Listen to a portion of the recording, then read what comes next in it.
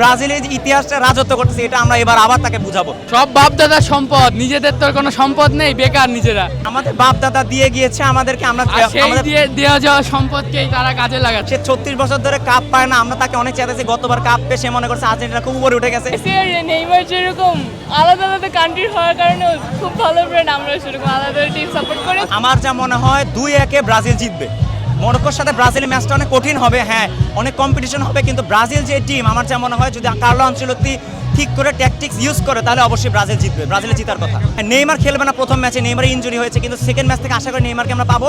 কিন্তু নেইমারকে ছাড়াও আমরা ব্রাজিল যে অনেক স্ট্রং, এটা আমাদের এই পানামার সাথে ম্যাচে দেখা গেছে, এবং গত 2টা ম্যাচে ব্রাজিলে 8 জন ইন্ডিভিজুয়াল প্লেয়ার গোল দিয়েছে।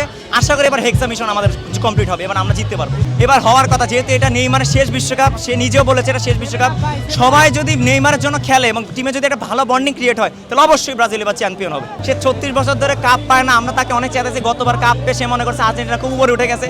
এটা আসলে যে ব্রাজিলের যে ইতিহাসটা রাজত্ব করতেছে, এটা আমরা এবার আবার তাকে বুঝাবো আমরা হেক্সা মিশন করে। সব বাপ দাদার সম্পদ, নিজেদের তো কোনো সম্পদ নেই, বেকার নিজেরা। আমাদের বাপ দাদা দিয়ে গিয়েছে আমাদেরকে, আমরা আর সেই দিয়ে দেওয়া যাওয়া সম্পদকেই তারা কাজে লাগাচ্ছে। আর এমন না যে ব্রাজিলের বর্তমান প্লেয়ারদের কোনো অর্জন নেই, এই বিভিন্ন ব্রাজিলের প্লেয়াররা বিভিন্ন ক্লাব দাবায় বেড়াচ্ছে, এবং নেইমার হচ্ছে 2016 সালে জার্মানিকে গোল দিয়ে পেনাল্টিতে জিতে হচ্ছে তারা অলিম্পিক জিতেছে, কোপা জিতেছে। ব্রাজিল 2019 সালে সমস্যা নেই, ব্রাজিল হারবে না, আমরা এবার খুব বিশ্বাস নিয়ে আছি। আর যদি আর্জেন্টিনা হেরে যায়, বাদ পড়ে যায়, তাকে একটা 3 পিস আমি গিফট করবো, সেই গিফটটা আমরা ওদের তো দৌড়ই কোয়ার্টার ফাইনাল পর্যন্ত। আমাদেরকে খেপায় এখন, তা মানে আর্জেন্টিনা হচ্ছে জার্মানির ছেলে, হ্যাঁ গোল দিয়েছে জার্মানি, কিন্তু জার্মানি কিন্তু এত উদযাপন করে না। জার্মানি জানে যে ব্রাজিল অনেক ভালো একটা টিম, তাদেরকে দিয়ে দিয়েছে আর কি, একদিনে একটা অঘটন ঘটেছে।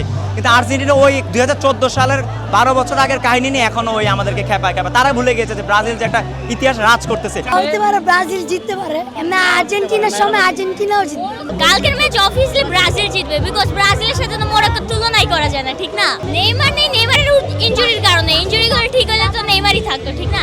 নরমালি ব্রাজিলের ভিনি জুনিয়র, রাফিনিয়া ওরা তো জিতেই নেওয়া যাবে, ঠিক না? ব্রাজিল সাপোর্ট করি বিকজ মন থেকে ব্রাজিল, ওদের যে 3 পিস আছে ওগুলো আমরা বলি নাই তো, তারপর ওদেরও 8টা গোল, তারপর 7 গোল খাওয়ার রেকর্ড আছে, ওগুলো তো আমরা বলি না, ঠিক না? আমাদের একটা নিয়ে ওরা পচায় শুধু। আমি তো ব্রাজিল ফ্যান হিসেবে ব্রাজিলই জিতবে প্রত্যাশা করছি, বাকিটা দেখা যাক। নেইমার নেই সেটা সমস্যা না, ব্রাজিল একটা মানে খুব গোটের টিম, জিতবে অবশ্যই, সমস্যা নেই। নেইমার যেরকম আলাদা আলাদা কান্ট্রির হওয়ার কারণে খুব ভালো ফ্রেন্ড, আমরা সেরকম আলাদা টিম সাপোর্ট করে খুব ভালো।